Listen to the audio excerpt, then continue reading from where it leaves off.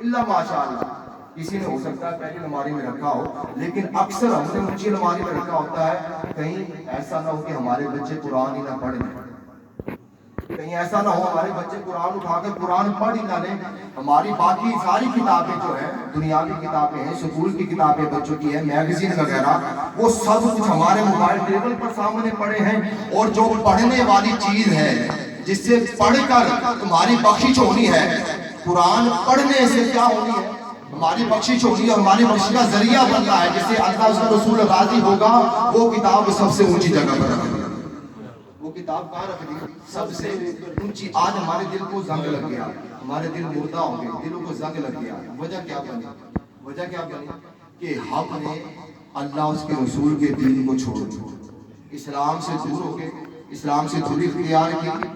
جب دل کو زنگ لگ جاتا ہے نا، دل کو کیا لگ جاتا ہے، زنگ لگ جاتا ہے۔ صحابہ اکرام تشریف فرما ہے، آقا علیہ السلام نے فرمایا کہ جب تمہارے برتنوں کو زنگ لگ جائے، کیا لگ جائے، برتنوں کو زنگ لگ جائے تو پھر تم کس طرح صاف کرو گے؟ تو صحابہ نے عرض کی یا رسول اللہ، جب برتن کو زنگ لگ جائے اندر ہاتھ ڈال کے مانج کر برتن صاف ہو جائے گا، کیا ہو جائے گا، برتن، توجہ میری طرف رکھیے گا، برتن کیا ہو جائے گا، صاف ہو جائے گا۔ تو پھر میرے آقا نے فرمایا ہر چیز کا ایک صاف کرنے کا ایک آلہ ہے، ہر چیز کو صاف کرنے کا ایک آلہ ہے، برتن صاف کرنا ہے، ہاتھ پہنچ جائے گا، برتن صاف ہو جائے گا، ٹھیک ہو گیا۔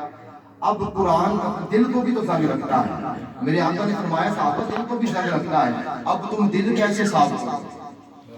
صحابہ حیران ہوئے، پریشان ہوئے، یا رسول اللہ برتن تک تو ہاتھ پہنچ سکتا ہے، برتن تو صاف ہو جائے گا، لیکن دل تک ہاتھ کیسے پہنچے گا، دل تک ہاتھ کیسے پہنچے گا؟ تو میرے آقا نے فرمایا برتن میں ہاتھ ڈالو برتن صاف ہو جائے گا، اب دل تک تو ہاتھ پہنچ نہیں سکتا۔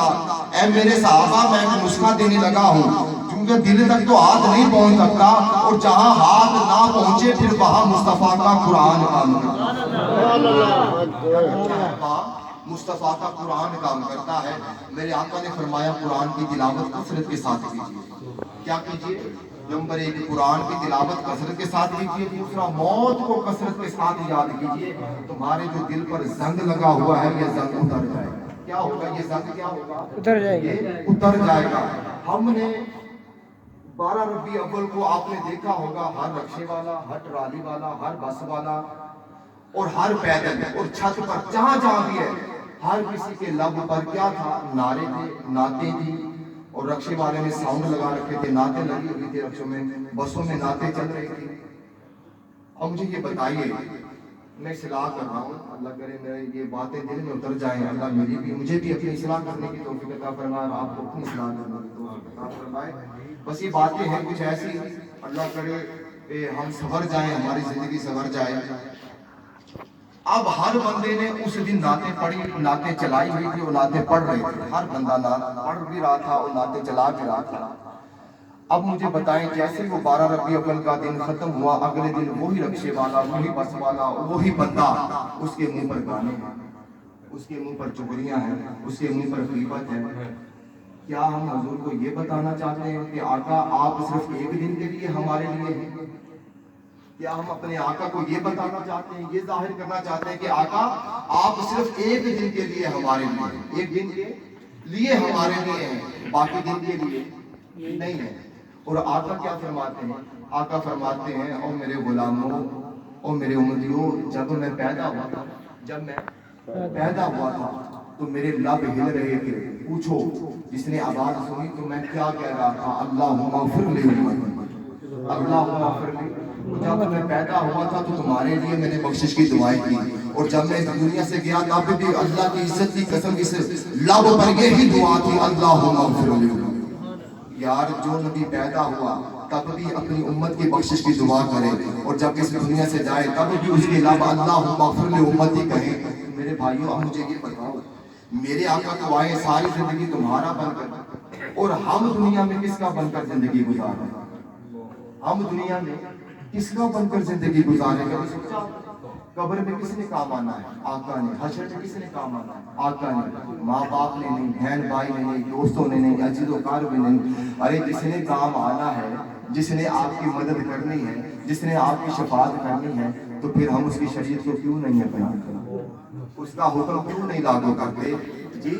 करना चाहिए ना, बोलिए, उसका हुक्म अपनाना चाहिए। मिलाद भी मनाए, शरीयत को भी अपनाए, मिलाद को भी अपनाए और शरीयत को भी अपनाए।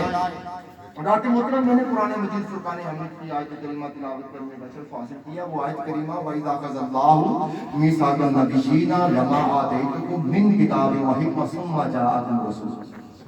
सुभान अल्लाह। टाइम बहुत मुख्तसर है, मैं आधा घंटा हो जाए तो मुझे बतला दीजिएगा, मैं अपनी गुफ्तगू इंशाअल्लाह खत्म कर दूंगा। किसी भी शख्सियत का तारुफ, किसी भी शख्सियत का तारुफ उसकी विलादत से शुरू होता है, उसकी वफात पे खत्म हो जाता है। हमें थोड़ा सा मिलाद का भी मैं इंशाअल्लाह बयान करूंगा। इस्लाह हो गई, मिलाद भी अपनाना है और बोल रही है शरीयत भी इंशाअल्लाह अपनाएंगे। मिलाद भी मनाएंगे आका का और आका की शरीयत को भी अपना। आज यहाँ पर अहद कर उठे कि जिनके चेहरों पर दाढ़ी नहीं, आज महफिल के बाद जाकर वो दाढ़ी मुंह पर सजाएंगे। इंशाअल्लाह तो कह दें, इंशाअल्लाह कह दें।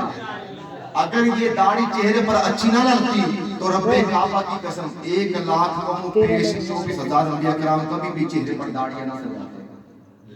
अगर चेहरों पर दाढ़ियां बदनुमा लगती तो कभी भी मेरे आका चेहरे पर दाढ़ी ना रखते, कभी भी मेरे आका चेहरे पर दाढ़ी ना रखते। और दाढ़ी आती है, दाढ़ी आती है, इंसान मुंडाता है, दाढ़ी फिर गैरत दिलाती है, दाढ़ी फिर बंदा मुंडाता है, दाढ़ी फिर आती है, दाढ़ी गैरत दिलाती है, कहती है तू जितनी मर्जी बार मुझे मुंडवा मैं फिर भी आऊंगी, तू जितनी मर्जी मुझे कटा मैं फिर भी आऊंगी। दाढ़ी ये बताने आती है ओए अल्लाह ने तुझे मर्द बनाया है, औरत नहीं बनाया। अल्लाह ने तुझे क्या बनाया है? मर्द बनाया है, मर्द बन। गैरत गैरत अपने अंदर पैदा कर, बगैरत ना बन। हम दाढ़ी कटवाते हैं, दाढ़ी फिर आती है, दाढ़ी बताती है कि तू जितनी मर्जी 1000 मर्तबा कटा मैं 1000 मर्तबा आऊंगी। अल्लाह ने तुझे मर्द बनाया है, मर्द बन, औरत ना बन, औरत ना बन। सुभान अल्लाह। दाढ़ी रखें, क्या रखें?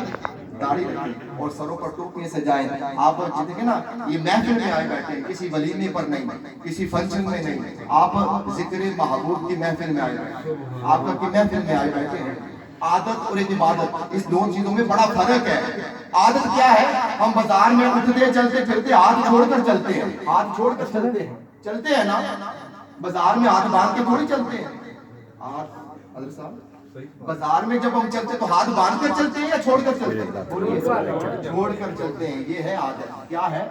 ये है आदत। एक है इबादत। अल्लाह फरमाता है जब तुम इबादत के अंदर आ जाओ, तो मेरी इबादत के अंदर शामिल हो जाओ, तो फिर हाथ छोड़ने नहीं, हाथ बांध कर आना है। क्या करना है? हाथ बांध कर आना है। तो अब आप महफिल में आए बैठे हैं, ये भी एक इबादत है। अल्लाह के महबूब की महफिल में आए बैठे हैं, यहाँ कुरान भी पढ़ा गया, नाते भी पढ़ी गई, सब कुछ हो रहा है, ये भी इबादत है। हमारा एक एक लम्हा इबादत में गुजर रहा है।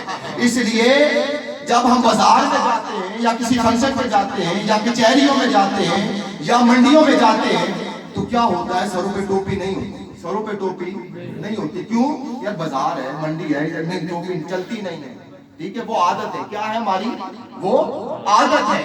और जब हम अल्लाह के जिक्र की महफिल में आएंगे, अल्लाह के घर की तरफ हम राग़िब होंगे, तो फिर क्या होगा? फिर हमारे सरों पर टोपी होगी। क्या होगी? टोपी होगी। क्या होगी? टोपी होगी, ताकि पता चल जाए कि हम आदत में नहीं, अल्लाह की इबादत में आए बैठे। आदत में नहीं, आदत में नहीं, अल्लाह की इबादत में आए बैठे हैं। आप सब अल्लाह की इबादत में आए बैठे हैं। इसलिए जरूरी है कि देखिए ना, कितने सालों से आका का मिलाद मना रहे हैं रजा भाई, हामिद भाई, कितने सालों से हम आका का मिलाद मना रहे हैं, लेकिन हमें आका की महफिल में आने के आदाब ही मालूम नहीं कि आका की महफिल में आना कैसे है, जिक्र मुस्तफा की महफिल में बैठने का तरीका क्या है, आने की आदाब क्या है जी। अभी तक अगर हमें यही नहीं पता चला तो मुझे बताओ हम क्या करेंगे जी, हम क्या करेंगे। इसलिए जरूरी है कि जब भी आप किसी महफिल में जाएं तो सरों पर टोपी हो। क्या हो? अलमिया ये हो चुका है आजकल, क्योंकि पहले जो महफिलें होती थी ना, वो मस्जिद में होती थी। बरसा पहले मस्जिदें जो महफिलें होती थी वो कहाँ होती थी? मस्जिदों में होती थी। लोगों को पता होता था यार अल्लाह के घर जाना है, वजू करके जाइए, अल्लाह के घर जाना है, सर पे टोपी रख के जाइए, अल्लाह के घर जाना है کیونکہ وہاں پہ دنیاوی باتیں نہیں کرنا سب پتہ ہے. لیکن جب سے جو محفلیں ہیں وہ ہماری باہر ہونے لگی ہے نا، باہر ہونے لگی ہے، ہم نے سب کچھ چھوڑ دیا. اب وہ محفلیں نہ رہی، وہ اسٹیج شو بن گئی. کیا بن گئے؟ اسٹیج شو بن گئی. میرے بھائیوں، آپ اللہ کی عبادت میں بیٹھے کوشش کیا کریں، آپ جہاں بھی جس محفل میں جائیں، اللہ والوں کی محفل میں سر پر ٹوپی ہو اور اسلامی لباس ہو، سر پر ٹوپی ہو اور اسلامی لباس ہو. تو آؤ میں اپنی بات کی طرف چلتا ہوں کہ کسی بھی شخصیت کا تعارف اس کی ولادت سے شروع ہوتا ہے اور اس کی وفات پہ ختم ہوتا ہے.